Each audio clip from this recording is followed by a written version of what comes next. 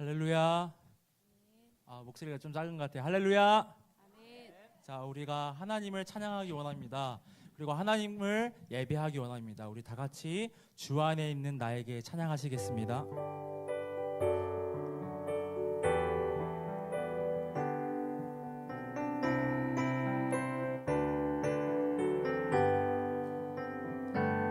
주 안에 있는 나에게 난 근심이 있으며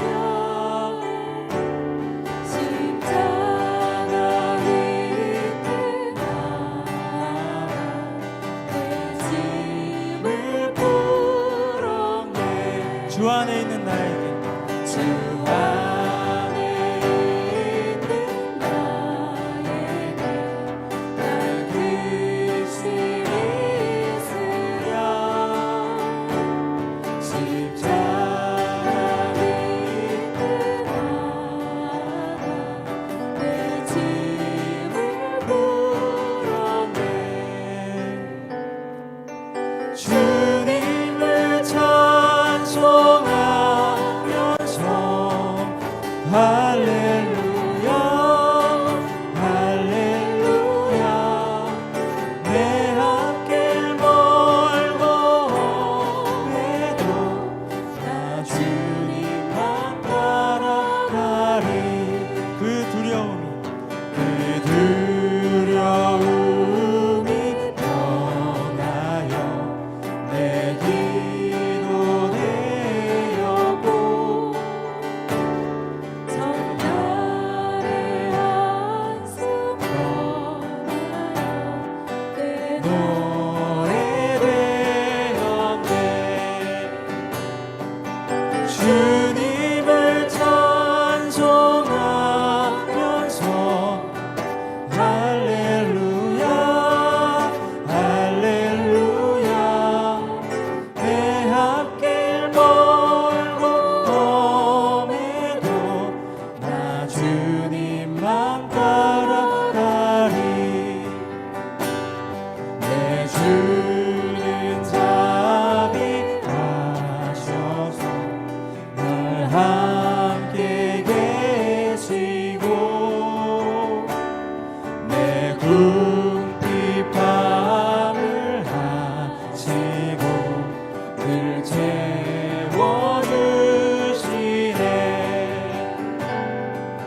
주님을 찬송하면서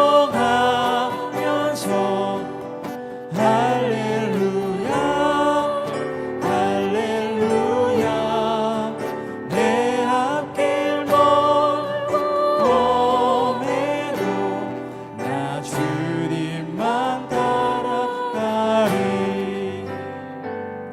내 주와 맺은 언약을 늘 불변하시고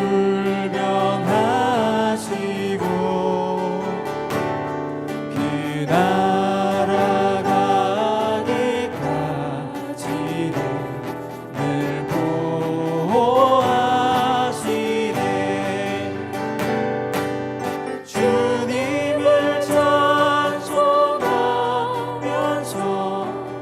할렐루야 할렐루야 내 앞길 멀고 험해도 나 주님만 따라가리. 내 주와 맺은 언약 내 주와 맺은 언약을 늘 불변하시고 그 나라 가기까지는 늘 보호하시네. 주님을 찬송하면서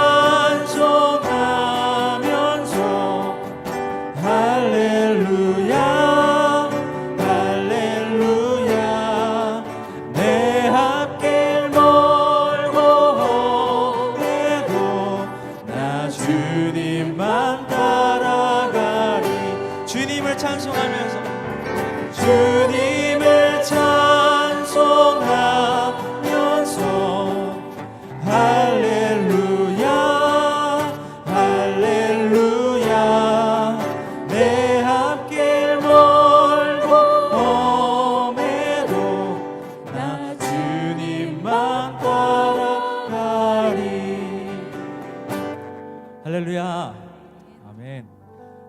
기타를 처음 잡아봤는데요. 오늘 연습 많이 했는데 그 손이 너무 아프네요. 자, 우리 다 같이 박수 치면서 우리 다 같이 마지막 날을 찬양하시겠습니다.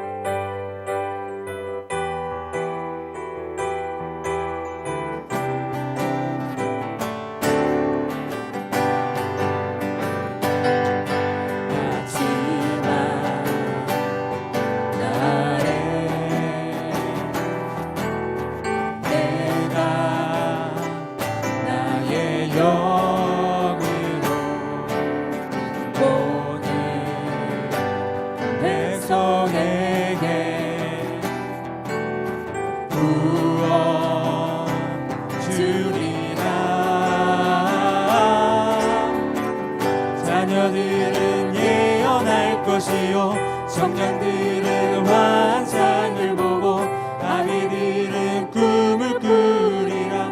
주의 영임하면 자녀들은 예언할 것이요 청년들은 환상을 보고 아기들은 꿈을 꾸리라. 주의 영임하면 성령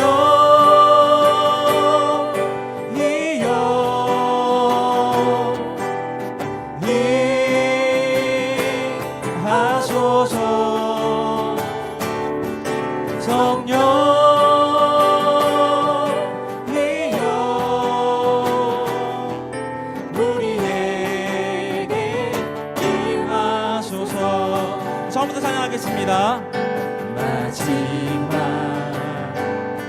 날에 내가 나의 영으로 모든 백성에게 구원 주리라. 자녀들은 예언할 것이요 청년들은 환상을 보고 아기들은 꿈을 꾸리라. 주의 영임하면 자녀들은 예언할 것이요 청년들은 환상을 보고 아기들은 꿈을 꾸리라. 주의 영임하면 성령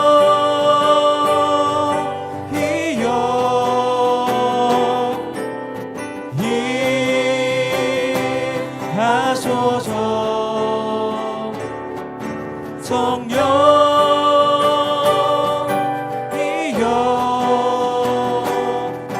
우리에게 임하소서. 성령이여 성령이여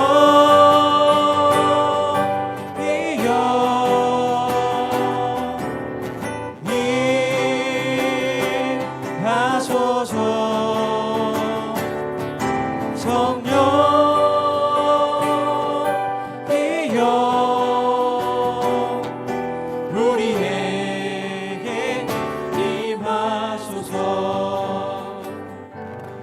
아멘. 우리 하나님께 정결한 마음 주시옵소서라고 찬양하겠습니다.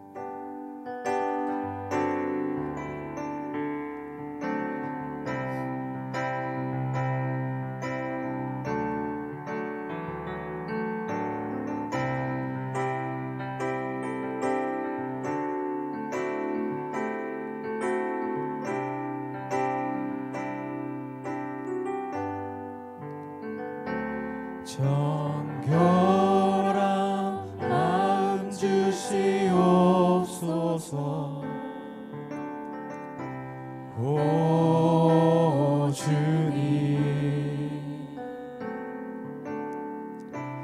정직한 영을 새롭게 하소서.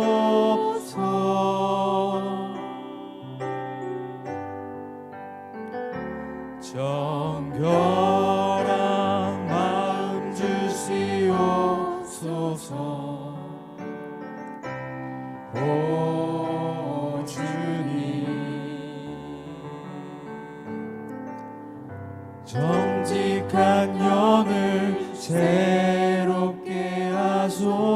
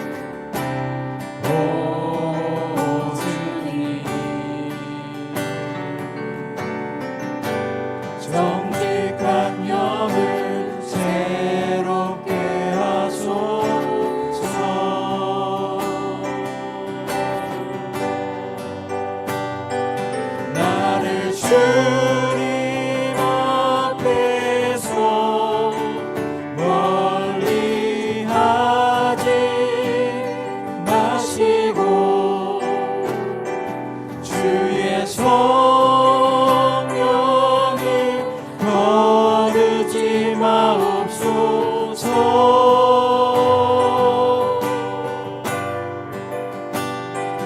그 구원의 기쁨 다시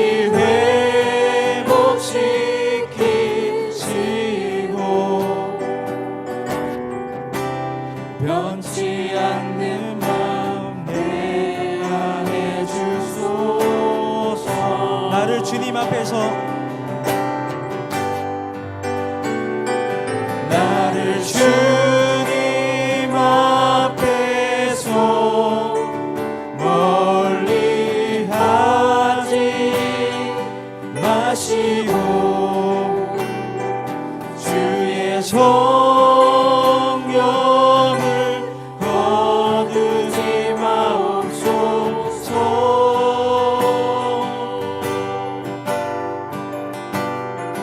그 구원의 기쁨 다시 회복시키시고 변치 않는 마음 내 안에 주소서. 변치 않는 마음 내 안에 주소서. 변치 않는 마음 내 안에 주소서. 우리 다 같이 기도하기 원합니다. 하나님, 우리가 그 구원의 기쁨을 다시 회복하기 원합니다. 변치 않는 마음 내 안에 주시옵소서. 우리 다 같이 주여 한번 부르고 기도하시겠습니다. 주여.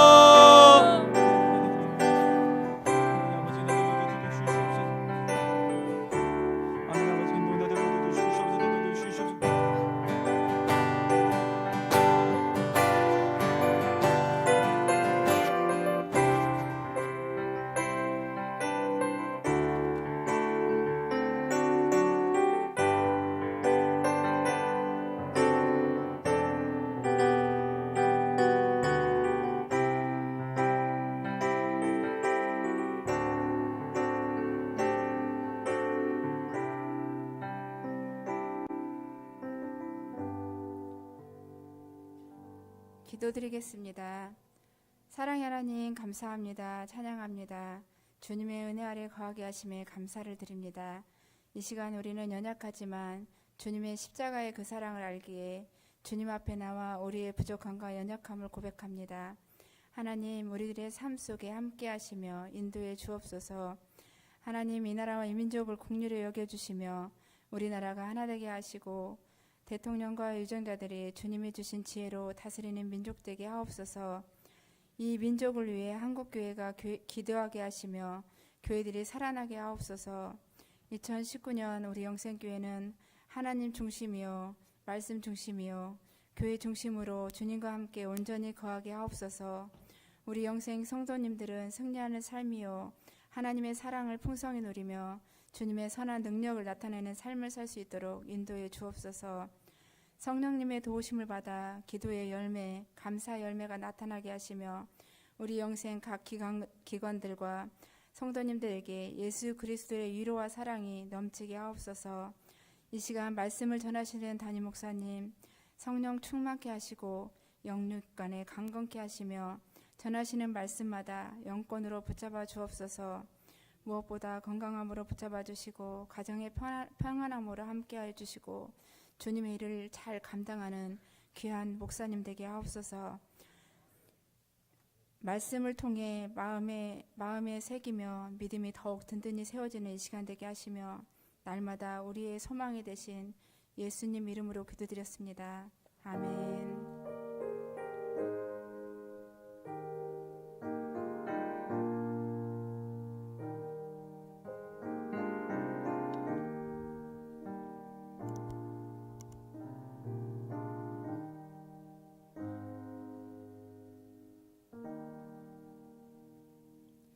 오늘 우리에게 주신 하나님의 말씀은 마태복음 5장 11절에서 12절 말씀입니다. 제가 봉독해 드리겠습니다. 나로 말미암아 너희를 욕하고 박해하고 거짓으로 너희를 거슬러 모든 악한 말을 할 때에는 너희에게 복이 있나니 기뻐하고 즐거워하라. 하늘에서 너희의 상이 큼이라. 너희 전에 있던 선지자들도 이같이 박해하였느니라. 아멘. 아멘. 귀하게 기도해 주시고 말씀 봉독해 주셔서 고맙습니다. 새해 복 많이 받으세요. 네. 감사합니다. 다음 주 월요일부터 금요일까지 중요한 일이 있는데 여러분 뭐가 있을까요? 예, 특별 새벽 기도회가 있습니다. 이번 주는 2019년 하나님 앞에서 내가 어떻게 살아갈지를 고민하고 다음 주에 함께 더불어 기도할 기도 제목을 무엇으로 할지를 고민하는 시간입니다. 그렇게 고민하시고 이제 다음 주 일주일 우리가 함께 기도할 때 함께 뜨겁게 말씀 듣고 함께 기도할 수 있는 은혜를 우리가 함께 주 안에서 누릴 수 있기를 주님의 이름으로 부탁을 드리겠습니다. 그리고 바로 이어져서 12일과 19일 토요일 구약 성경 통독이 있습니다. 작년엔 우리가 신약을 한 주 동안 이렇게 해서 열심히 해서 마쳤는데 이번에는 2주 동안 구약 전체를 통독할 수 있도록 그렇게 해볼 테니까 여러분 좋은 기회입니다. 성경 1년에 한 번 읽기도 어렵지요. 그죠? 근데 2주일 만에 구약을 다 읽어드리는 거예요. 그럼 그 다음 주에 혼자 신약 읽으면 3주 만에 한 번 읽으시는 거예요? 예, 가능합니다. 성경을 창세기부터 요한계시록까지 제가 말하는 이 속도로 그냥 읽으면 82시간이면 읽습니다. 생각보다 조금 걸리죠. 예. 그런데 그 시간들이 집중이 안 되고 이어지질 않아서 그런 거거든요. 그래서 2019년 3주 만에 성경을 한번 완독한다는 그런 마음가짐으로 드라마 보지 마시고 예, 그렇게 해서 우리가 함께 은혜로운 시간을 함께 나누고 시작하면 좋겠습니다. 드리신 예물 위해서 우리가 함께 기도드리겠습니다. 사랑과 은혜가 많으신 우리 주님, 2019년 이렇게 주 안에서 믿음으로 출발하게 하시니 주님 감사합니다. 오늘 이 시간 주님 앞에 기도하며 귀한 예물 준비하여 드리며 2019년을 또 새롭게 출발하는 그런 귀한 손길이 있습니다. 고맙고 사랑이 많으신 하나님, 보잘것없는 저를 언제나 이끄시고 함께하여 주신 주님의 은혜에 감사드립니다.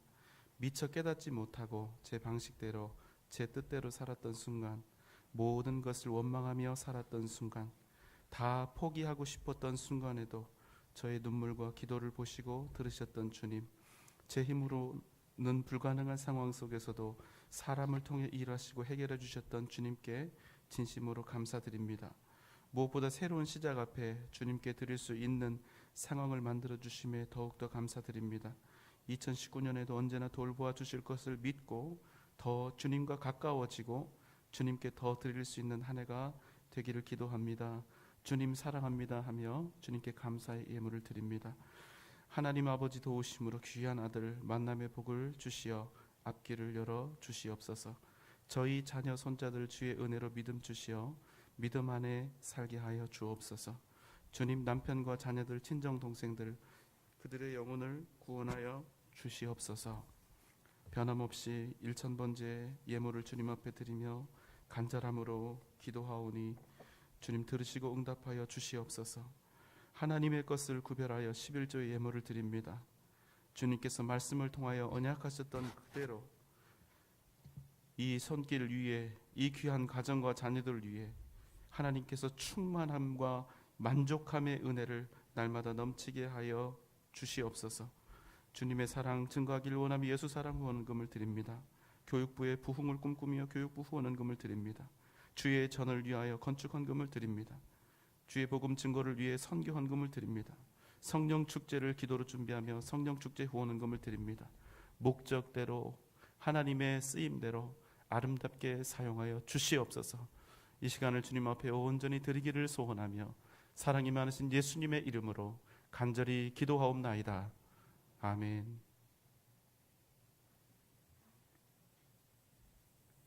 여러분 새해가 시작이 되었습니다. 방금 전에도 이렇게 우리가 인사를 했지요.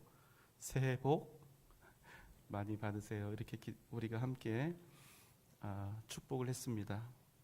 자, 그런데 여러분, 여기서 우리가 복을 받으라고 이렇게 기원을 했는데, 여러분, 서로 주거니 받거니 했던 그 축복의 말 속에 들어있는 그 복, 여러분이 받기 원하는 복, 여러분이 주기 원했던 복, 그 복은 무엇이었습니까?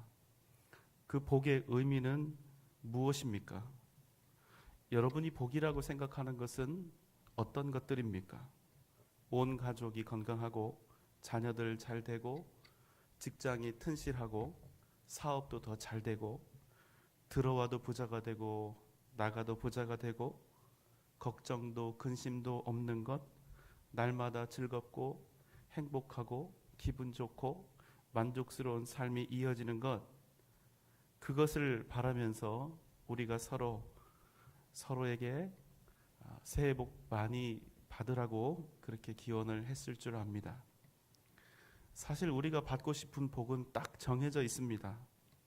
누구나 다르지 않은 것 같아요. 앞에 있는 저라고 뾰족한 마음이 있겠습니까? 그래도 저는 목사니까 우리 교회 아무런 고난도 문제도 없이 평탄하고 평온하게 하나님께서 회복해 주시고 일으켜 주시고 부흥시켜 주시면 좋겠다. 어쩔 수 없이 저에게도 이런 좀 속물 같은, 좋은 바람이지만 속물 같은 그런 욕심이 있습니다. 자, 여러분, 오늘 팔복의 마지막 시간인데요, 팔복을 정리하는 시간입니다. 그런데 우리가 한 10주 가까운 시간 동안 이 팔복에 대한 말씀을 한 절 한 절 우리가 살펴보았는데요, 참 내키지 않는 것은 주님께서는 절대로 이렇게 이야기하시지 않는다는 거예요. 부자 되는 게 복이다, 높이 되는 게 복이다, 배부른 것이 복이고 무엇이든지 충분히 넘치도록 누리는 것이 복이다, 이렇게 말씀하시지 않았다는 것입니다. 오늘 우리가 이제 마지막으로 정리하게 될 본문도 같습니다. 11절 12절 말씀입니다. 자, 우리가 함께 한 목소리로 읽겠습니다. 시작.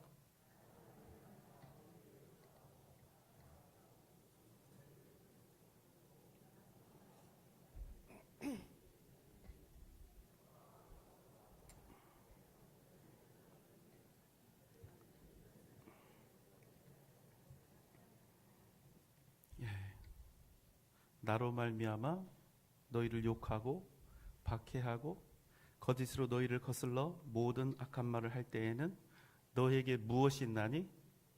복이 있나니. 여러분, 이 말씀을 우리 교회에 대입하면 어떻게 될까요? 예수의 복음 때문에, 예수의 이름 때문에 고난받지 않는 교회는 교회가 아니라는 것입니다. 여러분, 충격이지 않습니까?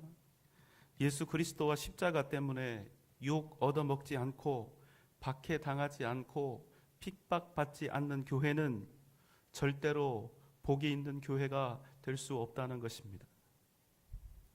문제 없고 근심 없고 평안하기만 한 교회가 복된 교회가 아니라 예수 이름 때문에, 복음 때문에 욕을 얻어먹고 핍박을 당하고 세상에서 예수 때문에 손가락질을 당하는 교회가 복된 교회라는 것입니다.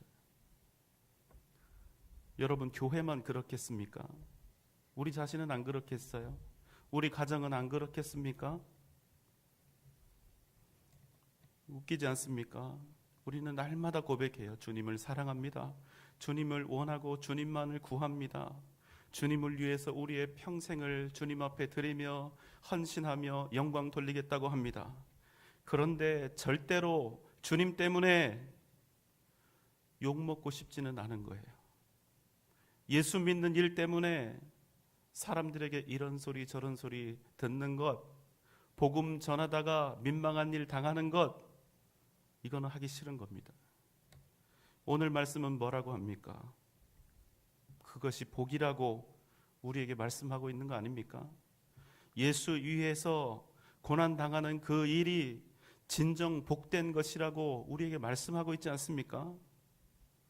그런데 여러분, 우리는 예수님이 가장 복된 것이라고 하는 그 일을 너무나 피하고 싶은 거예요. 안 만나고 싶습니다. 그런 건 아무리 복이라고 해도 복이 아니라는 거예요. 인정할 수 없다는 거예요. 내가 복이라고 인정하는 복을 달라는 것입니다. 어느 정도는 우리가 믿음 생활하면서 복음 때문에, 예수 이름 때문에, 예수 믿는 것 때문에 고난도 당하고 아픔도 당하고 상처도 입을 수 있다 친다 하지만 그걸 복이라고 하지 말라는 거예요. 복으로 인정할 수 없다는 거예요. 내가 원하는 다른 복을 달라는 것입니다. 여러분은 어떻게 생각하세요? 예수님의 이름 때문에 핍박을 당하고 고초를 당하고 고난을 당하고 있을 때 이것이 복이다. 하나님께서 내게 큰 복을 주셨다. 여러분 이러실 수 있어요? 11절 말씀 다시 한번 보겠습니다. 나로 말미암아 너희를 욕하고 박해하고 거짓으로 너희를 거슬러 모든 악한 말을 할 때에는 너희에게 복이 있나니. 주님은 이렇게 말씀하시는 거예요. 이 팔복의 흐름은 똑같습니다.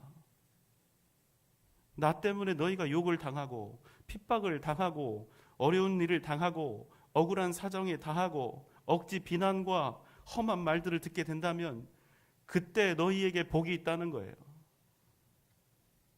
여러분 한번 대답해 보십시오. 이거 복입니까? 복 아닙니까? 복이면 받아야죠. 여러분 정말 그게 복이라고 생각하면 내가 스스로 자초해서 받아야죠. 예수 이름 때문에, 복음 때문에 받아야죠. 더 많이 받아야죠. 되도록 많이 받아야죠. 그러나 여러분, 우리가 그것을 복이라고 생각하지 않는다면, 그것을 복이라고 인정하지 않는다면 우리는 반드시 도망치게 될 것입니다. 예수 이름 때문에 고난당하는 사람을 옆에서는 잘한다 칭찬해도 절대로 나에게는 그런 일이 없기를 바라게 될 것입니다. 다른 사람들에게 그런 일이 생기면 미루겠죠. 그러나 여러분, 만약 진정한 복이 있다면 그것이 지금 내 눈에는, 내 판단으로는 고난이고 아픔이고 역경이어도 그것을 버릴 수 있습니까? 없습니까? 이건 어려운 거 아니잖아요. 그걸 버릴 수 있습니까? 없습니까? 크게 있습니까? 없습니까?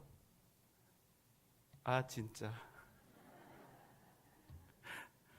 여러분 정말로 복이라고 생각을 한다면 그거를 버릴 수 있습니까? 없습니까? 진작에 하시지. 힘을 다 빼놓고.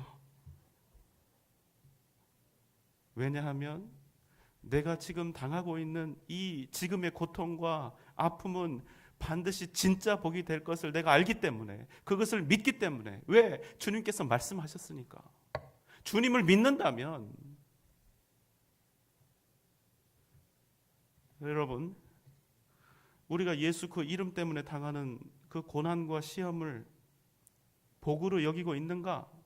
아니면 그저 예수 믿는 사람으로서 가져야 할 책임이요, 그저 감당해야 할 일이요, 피할 수 있다면 피해야 할 짐으로 여기고 있는가? 이 시각에 따라서 우리의 삶은 완전히 180도 달라지게 되어 있다는 것입니다. 그런데 그냥 고난이 아니에요. 나로 말미암아, 예수 그리스도로 말미암아 당하는 고난. 내 죄 때문에, 자신의 부족함과 연약함 때문에 당하는 고난임에도 불구하고 마치 예수님 때문인 것처럼 포장되어진 그런 가짜 고난 말고 진짜 주님의 이름 때문에, 복음 때문에 누군가로부터 욕과 박해를 당하고 억울한 고난을 당한다면 주님은 지금 말씀하고 계시는 거예요. 그것이 복이 있다는 것입니다. 진짜 믿음의 사람인가 아닌가를 판단하는 가장 정확한 잣대는 내가 예수 믿고 얼마나 더 잘 살게 되었는가, 내가 예수 믿은 후에 얼마나 더 풍요롭게 되었는가, 예수 믿은 후에 얼마나 형통하게 되었는가, 여기에 있는 것이 아니라 내가 예수를 믿었기 때문에 나는 어떤 고난과 역경을 당하였으며 그 어떤 환난 속에서도 얼마나 내가 예수의 이름 때문에 굴하지 아니하고 하나님의 뜻과 복음을 위해서, 말씀이 나에게 요구하시는 바름과 옳음을 위해서 내가 얼마나 많은 십자가를 기꺼이 짊어졌는가.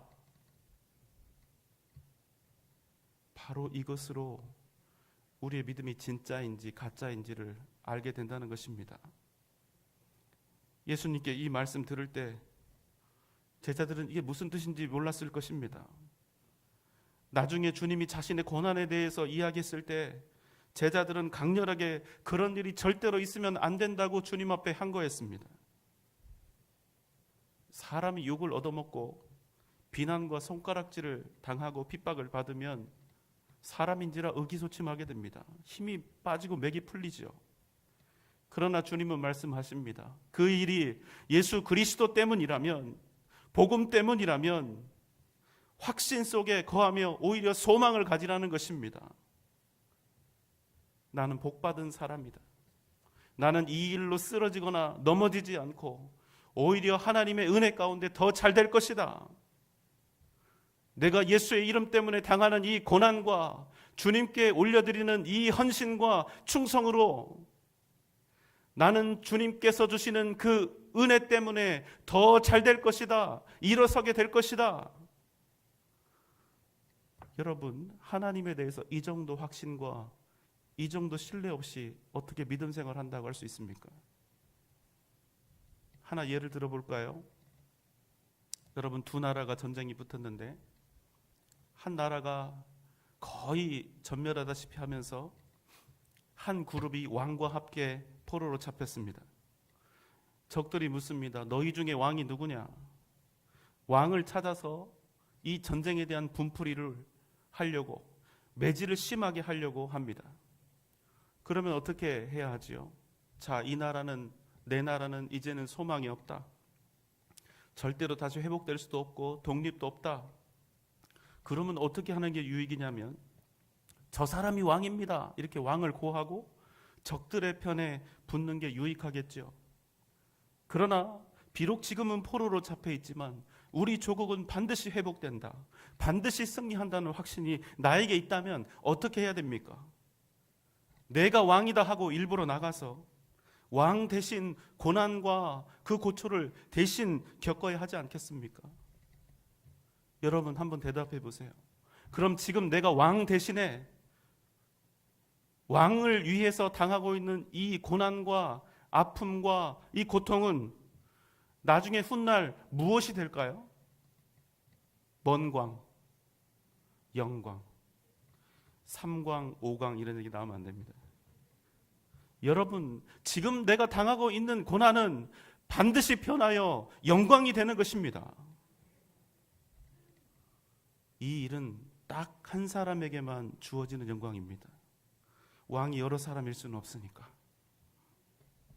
그런데 지금 나의 백성이 나를 대신해서 온갖 고난과 고초를 겪고 있는 것을 이 왕이 사람들 속에서 쳐다보고 있습니다.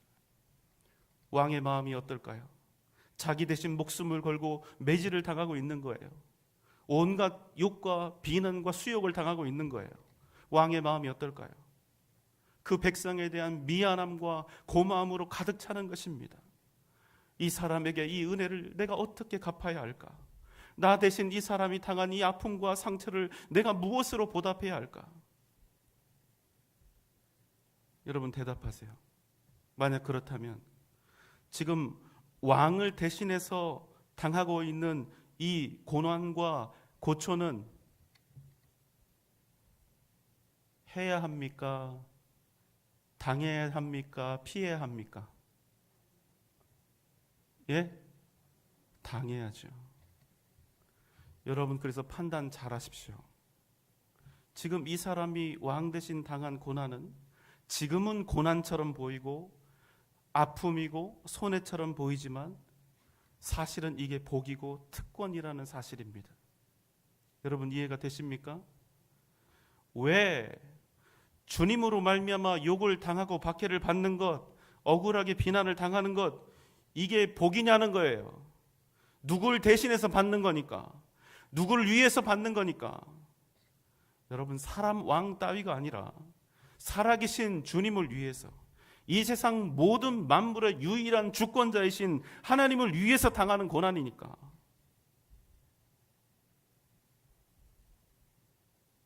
아파도 주님을 위해서, 주님을 대신해서 당하는 고난이기 때문에, 내가 가진 것이 없으나 주님께 드리는 헌신과 충성이기 때문에, 그럼에도 불구하고 기뻐하고 즐거워하면서 모든 것을 감당할 수 있는 거예요.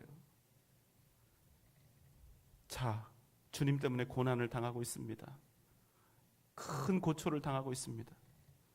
그러면 이런 모습을 보면서 누가 제일 속상하고 애타서 견딜 수가 없을까요? 하나님, 우리 주님. 그럼 여러분, 답은 나온 것 아닙니까? 그럼 이런 고난은 고난이 아니라 반드시 우리에게 뭐가 된다는 거죠? 영광이 된다는 것입니다. 복이 된다는 것입니다. 갈라디아서 6장 17절의 말씀입니다. 함께 읽겠습니다. 시작.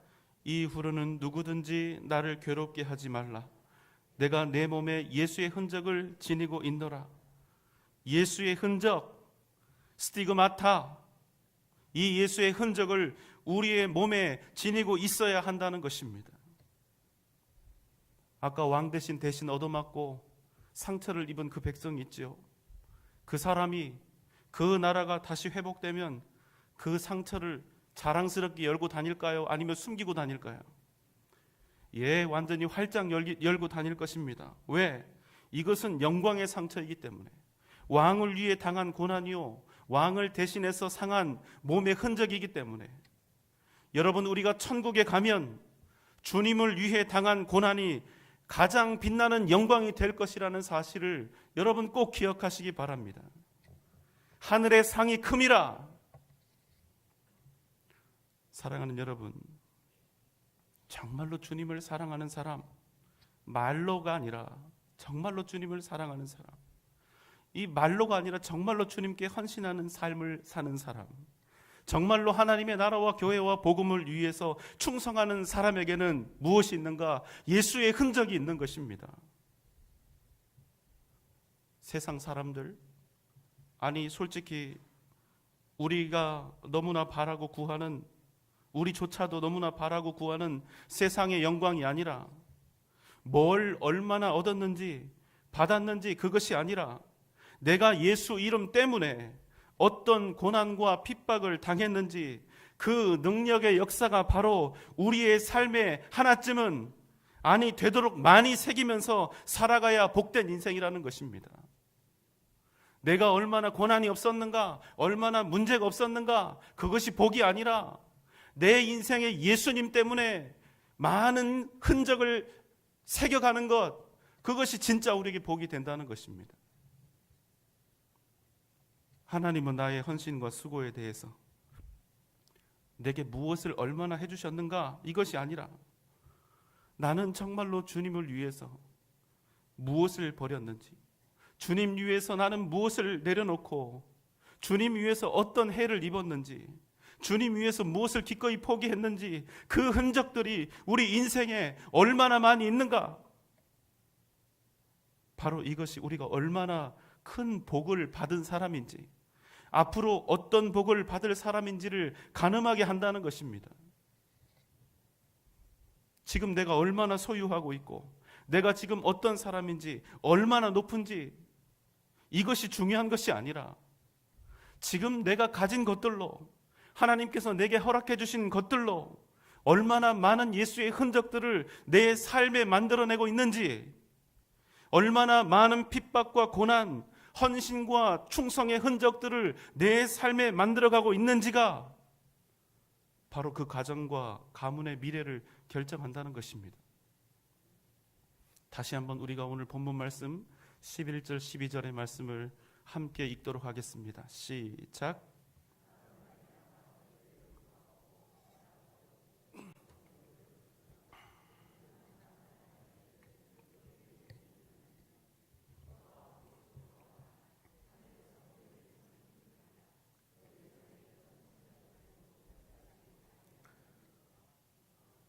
여러분, 누가 욕먹는 것을 좋아하고 박해받는 것을 좋아하고 누가 애매히 고난을 당하는 것을 좋아합니까?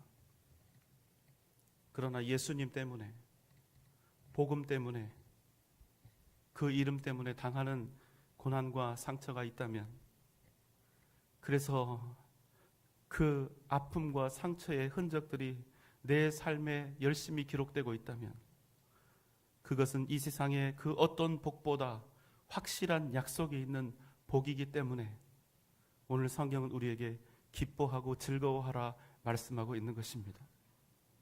기뻐하고 즐거워하라. 왜냐하면 하늘에서 너희의 상이 크기 때문에. 여러분 믿습니까? 또 한 가지 우리가 기뻐하고 즐거워해야 할 이유, 그것은 바로 우리에게 선지자의 복을 주신다는 것입니다. 무엇이 진정한 복인지를 판단하고 가늠할 수 있는 지혜와 능력은 오직 선지자들에게 있습니다. 여러분 생각해 보십시오. 지금 내 앞에 나에게 예수 이름 때문에 당할 고난과 핍박이 있습니다. 아주 분명해요. 나에게 곧 매질이 가해질 것이고 수많은 폭력과 폭언들이 망치처럼 내 몸을, 내 마음을 부서뜨리게 될 것입니다. 이것은 누가 봐도 통증이고 아픔이고 고통이고 저주처럼 보입니다. 그런데 선지자의 눈에는 그것이 전혀 다르게 보입니다. 예수 때문에 당하는 고난이 저주처럼 보이지 않고 빛나는 영광과 위대한 축복으로 보이는 것입니다. 그 험악한 상황 속에서 모진 고난과 고통을 당하면서도 이것은 하나님이 내게 주시는 복이다. 이건 하나님이 내게 베푸신 은혜다. 이건 하나님의 선물이다. 이렇게 확신하며 그 모진 핍박을 이겨낼 수 있는 사람은 믿음의 눈으로 미래를 분명히 볼 수 있는 선지자가 아니면 할 수 없다는 것입니다. 믿음의 눈으로 미래를 볼 수 있는 사람이 아니면 도무지 이해할 수 없는 세계인 것입니다. 그래서 오늘 말씀은 이렇게 이야기합니다. 너희 전에 있던 선지자들도 이같이 박해하였느니라. 누가 박해받는 걸 좋아합니까? 그럼에도 한 가지 분명한 사실은 고난과 핍박이 진정한 헌신과 충성이 진정한 제자인지 아닌지를 판가름하는 가장 중요한 증거가 된다는 것입니다. 여러분, 만약 우리가 예수 믿어서 우리가 원하는 복을 다 받는다고 생각을 해보세요. 누구나 할 거 없이 우리가 원하는, 주님이 원하는 복 말고 우리가 원하는 그런 복들을 다 받아 누린다면 과연 누가 예수의 제자가 되지 않겠다고 하겠습니까? 근데 여러분, 제자는 어떤 사람입니까? 예수님 때문에 유익 보는 사람을 우리는 제자라고 하지 않습니다. 예수님의 제자는 예수님 때문에 유익을 추구하고 유익을 얻는 자가 아니라 예수님의 삶을 따라 살아가는 사람, 하나님의 뜻을 이루는 사람, 이 땅에 하나님의 나라를 만들어가는 사람이라는 사실을 여러분 기억해야 합니다. 제자가 없다면 어떻게 될까요? 모두 다 나는 제자가 아니라고 생각하면 어떻게 될까요? 예수 믿고 누구나 다 세상의 복만을 누리겠다고 하고 아무도 고난과 핍박은 받지 않겠다고 하면 교회는 어떻게 세워지고 복음은 어떻게 증거되고 진정으로 누가 주님을 위해서 핍박을 당하며 주님을 위해 내 것을 드리는 헌신, 도대체 그것은 누가 한단 말입니까? 주님을 따르던 수많은 군중들, 그리고 심지어는 주님의 제자들조차도 주님이 이런 말씀하는 것이 너무나 싫었습니다. 주님께서 말씀하셨습니다. 마가복음 8장 31절 말씀입니다. 인자가 많은 고난을 받고 장로들과 대제사장들과 서기관들에게 버림받아 죽임을 당하고 사흘 만에 살아나야 할 것이다. 주님이 제자들에게 이런 이야기를 하시는 거예요. 당신께서 당할 고난과 죽음에 대해서 말씀하신 것이죠. 그러니까 베드로가 어떻게 합니까? 32절 말씀입니다. 드러내놓고 주님이 이렇게 말씀을 하시니 베드로가 예수를 붙들고 항변하며, 이게 무슨 말씀입니까? 주님이 당신이 당하실 그 고난을 제자들에게 말씀하시기 무섭게 베드로가 예수님을 붙들고 항변하였다고 합니다. 여기서 여러분, 항변은 영어로 리뷰크라는 단어로 해석이 됩니다. 이게 뜻이 뭐냐면 질책하다, 꾸짖다, 신랄하게 뭐하다, 비난하다, 이런 뜻입니다. 거의 예수님 멱살 잡는 분위기로 예수님을 이 말 때문에 비난하고 꾸짖었다는 것입니다. 이게 오늘 말씀 속에, 마가복음 그 말씀 속에 있는 항변하다라는 그런 단어의 뜻이에요. 여러분, 왜 지금 베드로는 예수님에게 항변하고 있습니까? 그것은 먹고 사는 게 달려있기 때문입니다. 주님 하나 보고 따라왔는데 주님 때문에 가족도 버렸고 생업도 버렸고 배도 버리고 왔는데, 그래서 이제는 예수님의 제자라고 주님 옆에 다니면서 사람들로부터 칭송도 받고 존경도 받고 나름대로 대접도 받고 있는데, 이 상황에서 주님이 잘못되면 나는 어떻게 되냐는 것입니다. 나는 닭 쫓던 개가 되는 것 아니냐, 이 말입니다. 지금까지 당신 하나 믿고 따라왔는데 이러시기냐는 얘기죠. 여러분, 그럼 뭡니까? 여러분, 베드로가 제자입니까? 이런 제자는 제자가 아닌 것입니다. 자기의 유익 때문에 주님을 따르고 있는 사람은 제자가 아니라 직장 다니는 것이지요. 뭘로 알 수 있습니까? 예수님 믿고 내가 기대하는 복을 누리고 유익을 얻는 것은 좋지만, 주님이 생각하시는 모든 것, 주님이 계획하시는 모든 것, 주님이 옳다 그르다 하시는 모든 판단에는 내가 다 동의를 해드릴 수가 없다는 겁니다. 왜? 나는 주님 온전히 따르기 위해서 믿음을 갖는 것이 아니라, 주님 온전 따르기 위해서 주님 의지하고 있는 것이 아니라, 나는 더 잘 살려고, 더 행복해지려고, 더 평안해지려고 예수 믿는 것이기 때문이죠. 주님이 주님이신 것 인정, 하나님이 하나님이신 것 인정.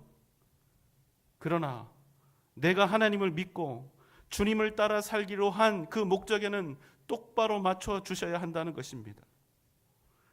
내가 주님을 믿고 따르는 이유는 저 하늘의 소망이요, 예수님의 제자요, 주님의 뜻을 이루는 것, 그것이 가장 중요한 목적이 아니기 때문에,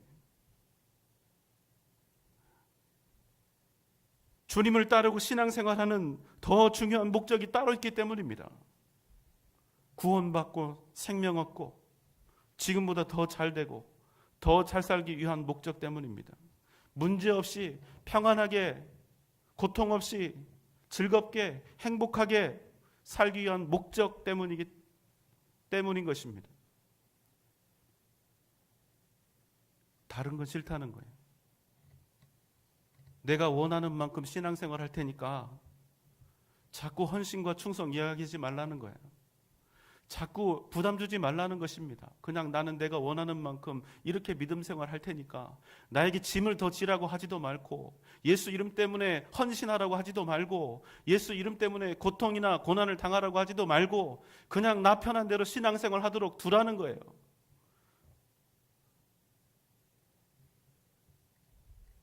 나는 부담 얻으려고 신앙생활 하고 있는 게 아니라는 겁니다. 그렇게 내가 가지고 있는 이 목적에 어긋나는 신앙생활, 믿음생활, 예수님의 제자로서 살아가야 하는 그 생활, 하나님의 백성인 척 흉내내는 것은 도저히 힘들어서 못하겠다는 것입니다.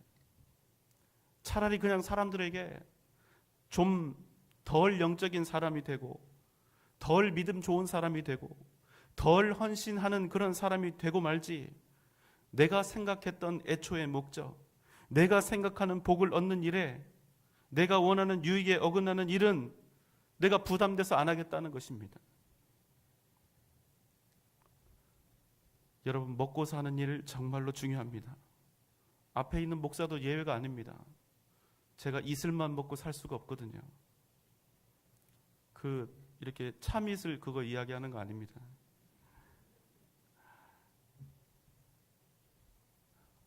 여러분, 먹고 사는 것은 정말로 중요한 일입니다. 그러나 아무리 그래도 먹고 사는 일 때문에 우리 인생의 가장 중요한 본질은 놓치지 말자는 말씀입니다. 우리가 예수를 믿으면 하나님께서 구원과 생명을 주실 뿐 아니라 우리에게 부흥과 번성함도 반드시 허락하여 주십니다. 그러나 우리의 궁극적인 목적, 우리가 주님을 믿는 이유는 풍요로움과 영화가 아니라 정말로 하나님의 백성이 되는 것이라는 말씀입니다. 하나님의 백성이라면, 하나님의 사람이라면, 예수님의 제자라면 마땅히 내가 가지고 있어야 할 핍박과 고난, 그 상처의 흔적들을 가져야 한다는 것입니다. 주님 때문에 갖게 될 이 상처의 흔적들을 부인하고 거절하면서, 거부하면서 하나님의 진정한 자녀가 될 수 없다는 거예요. 여러분, 주님 때문이라면 두려워하지 마십시오. 주님 때문이라면 무서워하지 마시기 바랍니다. 하나님도 모르고 예수님도 모르는 사람들처럼 그렇게 살지 말자는 것입니다. 천국은 얻고 싶고 하늘나라의 주인은 되고 싶은데 천국을 만들어가는 과정 속에서 마땅히 우리가 함께 짊어져야 할 헌신과 충성, 내려놓음과 희생은 피하고 싶은 우리의 마음. 여러분, 그 마음이 과연 하나님께 복을 받을 수 있는 마음입니까? 만약 우리의 궁극적인 목적이 하나님의 나라와 교회와 복음에 있다면, 주님의 뜻을 이루고 하나님의 역사를 이루는 일 그 자체에 있다면, 우리는 우리에게 닥쳐올 손해, 고난과 역경, 박해와 비난을 결단코 두려워하지 않게 될 것입니다. 아니, 더 정확하게 말씀을 드리면 세상이 너무나 무섭고 두렵고 떨린다 하더라도 하나님의 영광을 위해서, 주님을 위해서 우리는 그 일을 끝내 기꺼이 감당하고야 말 것입니다. 사랑하는 여러분, 주님을 인하여, 주님 때문에, 주님을 위하여 살아간다면 우리의 인생은 반드시 하나님의 은혜와 능력으로 채워지게 될 것입니다. 지금 당장은 내 손에 아무것도 잡히는 것이 없고, 지금 당장은 내 눈에 보이는 것이 없고, 내가 아무것도 이룬 것이 없을지라도 우리가 주님으로 말미암아 우리를 욕하고 박해하고 거짓으로 악한 말을 할 때에는 우리가 믿음으로 살아가기에 우리에게 이러한 시련과 고난이 있다면 우리는 복된 자라는 사실, 그래서 기뻐하고 즐거워하는 것이 마땅하다는 그 사실을 여러분 꼭 기억하라는 말씀입니다. 진정한 복은 저와 여러분의 삶이 예수 그리스도를 위한 아름다운 복된 고난과 흔적들로 채워지는 것이기 때문입니다. 그래서 우리는 주님을 위해서 살고, 주님은 우리를 채우시고 이루시는 은혜, 그것이 천국의 방식이고 은혜의 방식이고 승리의 방식이라는 사실입니다. 하나님의 함께 하심과 능력이 오직 주님을 구하며 살아가는 여러분에게 늘 충만히 함께 하시기를 주님의 이름으로 축원합니다. 기도하겠습니다. 사랑과 은혜가 많으신 우리 주님, 주님을 인하여 우리가 겪게 될 고난과 핍박과 고통을 두려워하지 않게 하여 주시옵소서. 우리에게 주실 진정한 복은 이 땅에서 잘되고 높이 되는 것이 아니라 예수 그 이름을 위하여 우리가 당할 고난이 있다는 사실, 그래서 우리의 인생이 예수 그리스도로 말미암은 예수의 흔적과 그 십자가의 흔적들로 채워지는 데 있다는 사실을 다시 한번 기억하게 하시고, 우리에게 허락하신 2019년 한 해를 온전히 예수의 흔적들로 채워가는 은혜를 우리에게 허락하여 주시옵소서. 예수님의 이름으로 간절히 기도하옵나이다. 아멘.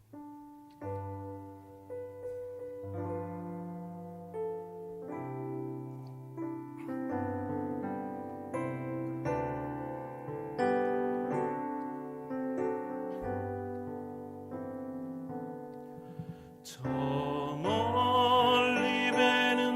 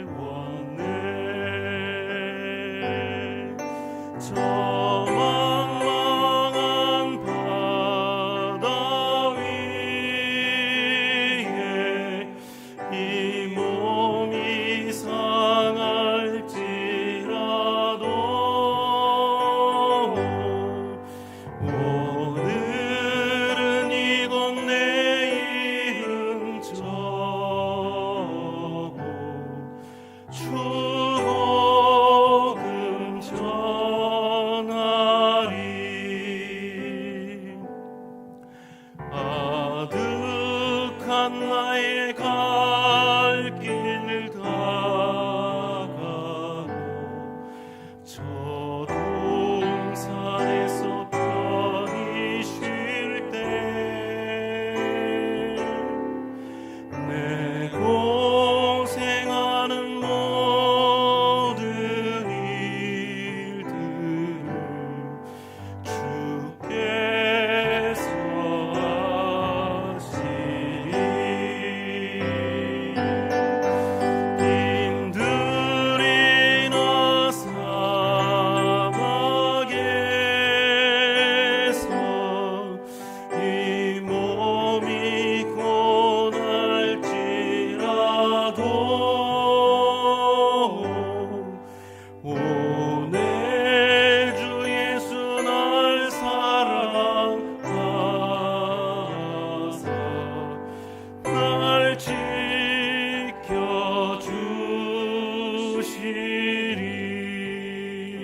지켜주시리. 이제는 우리를 죄와 사망의 권세에서 구원하신 우리 주님 예수 그리스도의 크신 은혜와 하나님의 무한하신 사랑하심과 성령님의 감화 감동 역사하심과 크신 은혜와 능력과 영광이 내 인생 예수 그리스도로 말미암아 예수님의 흔적들을 내 삶에 새기며 살아갈 것을 다짐하며 그것이 진정한 복된 일인 것을 다시 한번 우리의 가슴에 새기며 오직 믿음으로 하나님의 뜻을 이루기 위해 살아갈 것을 다짐하고 결단하는 우리 사랑하는 전주 영생교회 모든 성도들의 머리 위에 함께 예배드리고 있는 모든 주의 백성들 위에 각 가정과 자녀들과 허락하신 직장과 기업 위에 사랑하는 우리의 교회와 한국 교회의 미래 위에 이 나라 이 민족 위에 지금부터 영원토록 함께 계실지어다. 아멘.